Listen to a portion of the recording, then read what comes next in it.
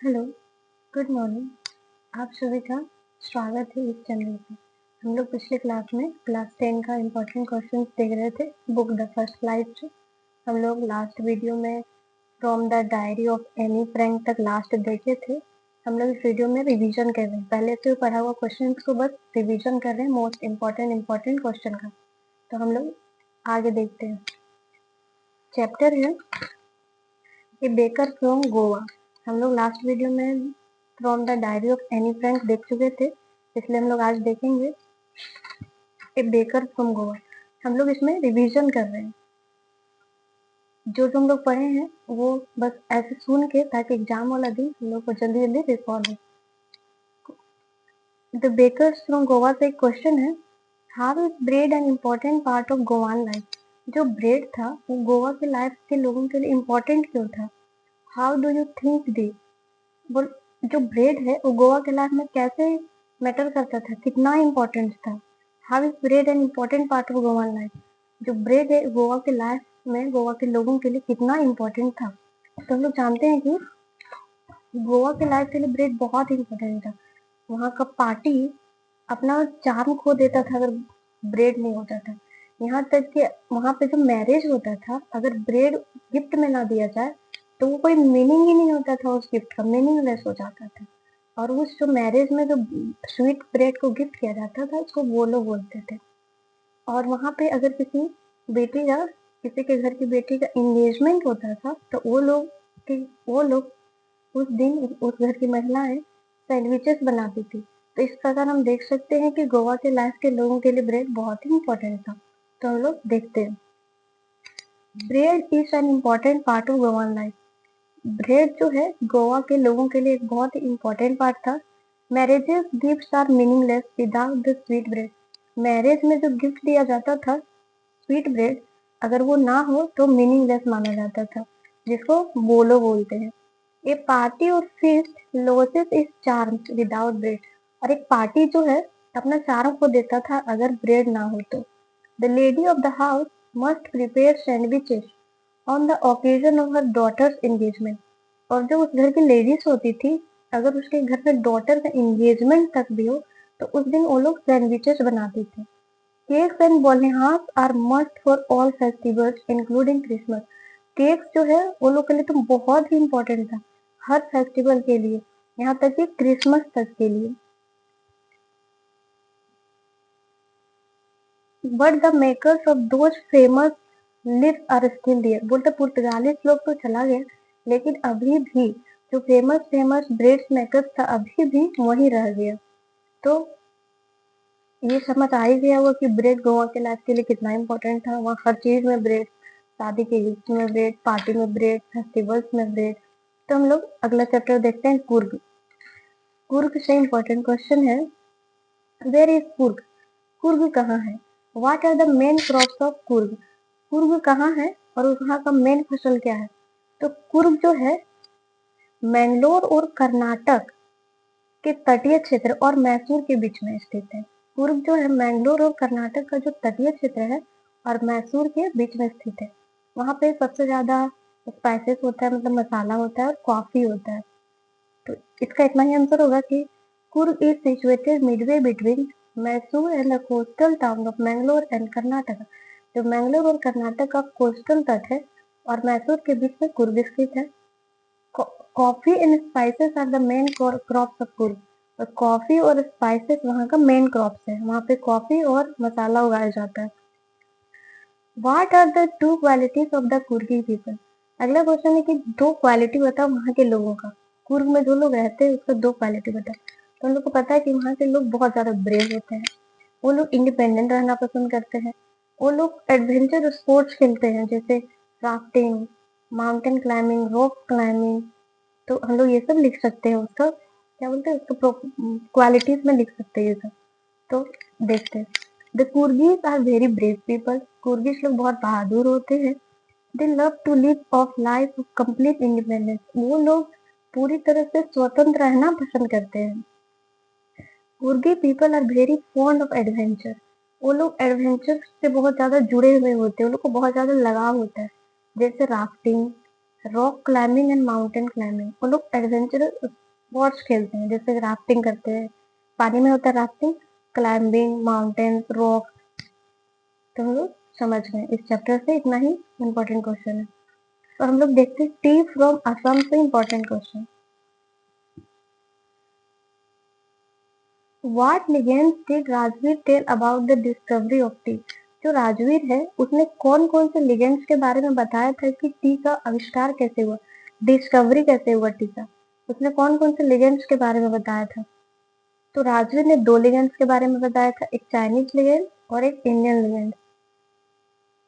Chinese ligand और Indian ligand. Chinese ligand ने बताया था कि एक चाइनीज राजा था, वो हर रोज जब पानी को पीता था तो पीने से पहले गर्म करता था। एक दिन पानी गर्म हो रहा था और जो नीचे टहनियां जल रही थी उससे एक पत्ता उड़ के उस पानी में पड़ गया और वो पत्ता जो है उस पानी का टेस्ट चेंज कर दिया, उसमें फ्लेवर ला दिया। तो लगा कि शायद उसी टाइम से चाय का खोज हुआ होगा। और इंडियन लेजेंड्स बताते हैं कि एक बुद्धिस्ट संत था, वो जब भी मेडिटेशन करता था उसको नींद आ जाता। इसको रोकने के लिए वो अपना जो पलक है उसको भी कटवा दिया था। फिर उस बुद्धिस्ट के पलक में 10 टी का प्लांट उग गया था और उस प्लांट का जब पत्ती को पानी में डालकर पानी को गर्म करके पिया तो उसका नींद भाग गया। तो राजवीर ने इसी दो लेजेंड्स के बारे में बताया। लोग देखते हैं, Rajvir told two legends about the discovery of tea. Rajvir ने दो लेजेंड्स के बारे में बताया है चाय के खोज के बारे में। One was the Chinese legend and other was the Indian legend. पहला जो है चाइनीज लेजेंड है और दूसरा जो है वो इंडियन लेजेंड है। The Chinese legend says that there was a Chinese emperor. जो चाइनीज लेजेंड है वो बताया कि एक टाइम था जब एक चाइनीज राजा होता था। ही always boiled water before drinking it. वो हमेशा पानी को गर्म करता था पीने से पहले। One day some twigs were burning under the pot. एक दिन कुछ टहनियां जो है उस बर्तन के नीचे जल रही थी। A few leaves from the twigs fail into the pot. और वो जलते टाइम कुछ जो पत्ता है उस टहनी का उड़ के वो पानी में चला गया। They give the water a delicious flavour. और वो पत्ता जो है वो पानी में एक बहुत ही स्वादिष्ट फ्लेवर ले आता है। It is said that those were tea leaves. कहा जा सकता है कि हो सकता है वो चाय का पत्ता हो, उसी टाइम से चाय का खोज हो गया, चाय का डिस्कवर हुआ। According to the Indian legend, और इंडियन लेजेंड के अनुसार, there was a Buddhist ascetic named Bodhi Dharma. एक बुद्धिस्ट तपस्वी था जिसका नाम था Bodhi Dharma. He often felt sleepy during his meditation. और वो जब अपना ध्यान देता था, जब वो तपस्या में होता था तो उसको नींद आने लगता था। टू स्टॉप दिस, इसको रोकने के लिए, ही कट ऑफ हिज आईलिड। तो अपना जो पलक होता है उसको कटवा दिया था। It is said that 10 T plants grew up out of the eyelid. ये कहा जाता है कि 10 ठो टी का जो प्लांट है उसके पलक से उग गया था। The leaves of this plant when put in hot water. और जो ये पौधा है इसका पत्ता को जब गर्म पानी में डाला गया, एंड ड्रंक बैनिश स्लिप, और जब पिया गया तो उसके नींद को वो दूर भगा दिया। तो इस प्रकार राजवी ने दो लेजेंड्स के बारे में बताया और इसी तरह से हो सकता है चाय का डिस्कवर हुआ होगा, चाय का खोज हुआ होगा। तो ये समझ आ गया होगा। अब हम लोग अगला चैप्टर से देखते हैं, Mijbil the otter. Mijbil the otter से इंपॉर्टेंट क्वेश्चन देखते हैं। How was Mij to be transported to England. जो मीट है वो इंग्लैंड कैसे ट्रांसपोर्ट किया गया? तो हम लोग जानते हैं जो मीट है उसका जो ऑनर है मैक्सवेल, उसने ब्रिटिश एयरलाइन से रिक्वेस्ट किया कि उसको मीट को लेके इंग्लैंड जाना है, लेकिन ब्रिटिश एयरलाइंस ने रिफ्यूज कर दिया कि हम एक जानवर को अपना एयरलाइंस में बैठने नहीं देंगे। फिर उसने दूसरे एयरलाइंस को बुक किया और उससे मीट को ले गया। वो एक बॉक्स में भर के 18 इंच का एक बॉक्स बनाया, फिर उसमें मीट को भर लिया और वो इंग्लैंड ले गया। Mij was to be taken to London. Mij को इंग्लैंड ले गया गया, लंदन ले गया गया। The British airlines refuse to allow animals in the aircraft. जो ब्रिटिश एयरलाइंस था वो मना कर दिया था कि कोई भी एनिमल्स को हम अपने एयरक्राफ्ट में नहीं बैठाएंगे। The author book the flight with another airline. तो ऑथर जो है वो दूसरा फ्लाइट बुक करता है दूसरा एयरलाइन का।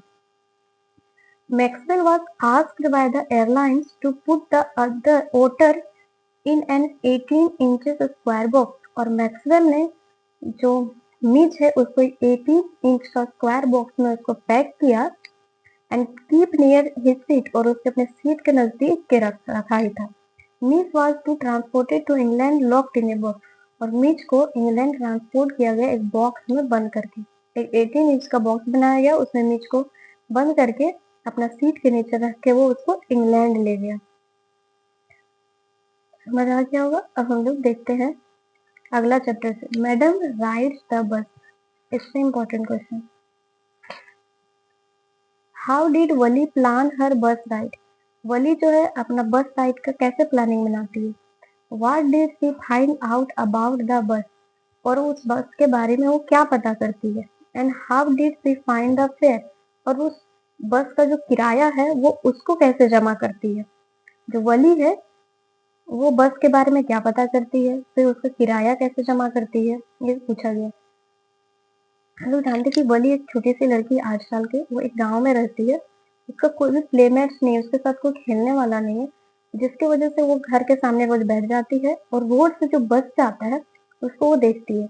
उसका वो फेवरेट पास टाइम हो चुका था, मतलब वो उसी को देखती थी, वो उसको अच्छा लगने लगा था। फिर एक दिन जब वो हर रोज बस को देखती थी और उसमें हर टाइम नया नया पैसेंजर्स होता था, उसको देख के वो बहुत ज्यादा इंजॉय करती थी, उसको बहुत ज्यादा खुशी मिलता था। वो सोचती थी कि काश एक दिन वो भी इस बस से शहर तक जा सके। उसके मन में धीरे धीरे इच्छा बहुत जोर होने लगा कि हमको एक दिन शहर जाना है। एक दिन वो चुपके से पैसेंजर्स का बात सुनती है ताकि उस जर्नी के बारे में कुछ और वो पता लगा सके। फिर वो उसको पता चलता है कि जो शहर है यहाँ से 6 मील दूर है, और जाने में एक साइड से 45 मिनट का समय लगता है, और इसका किराया एक साइड से 30 पैसे। तो वो सोचती कि हमको 60 पैसे जमा करना होगा, क्योंकि एक साइड से जाना एक साइड से आना है। फिर वो अपना हर चीज, जैसे बच्चा को खिलौना खरीदना है, बलून खरीदना है, कुछ भी, हर इच्छा को वो बंद कर दी और अपना फेयर के लिए, अपने किराया के लिए पैसा बचाने लगी। इस प्रकार वली जो है सारे इच्छा को, अपना चॉकलेट, अपना टॉयज, अपना बलून खरीदना बंद करके फेयर के लिए पैसा जमा की। तो हम लोग देखते हैं। Valli was an 8 years old girl, Valli जो है 8 साल की छोटी सी लड़की थी। She lived in a village, वो एक गांव में रहती थी। सी हैड नो प्लेटमेट्स, उसके पास कोई भी खेलने के लिए नहीं था। सी यूज्ड टू सी अ बस पास बाय हर विलेज डेली, वो हर रोज जो उसके गांव के पास से बस पास होता था उसको बैठ के देखती थी। It was her favourite pastime, यह उसका फेवरेट पास टाइम बन चुका था। She used the new set of passengers each time the bus carried was a source of joy for Valli, हर टाइम जो नया नया पैसेंजर आता था उसके लिए एंजॉयमेंट का ये बन गया था।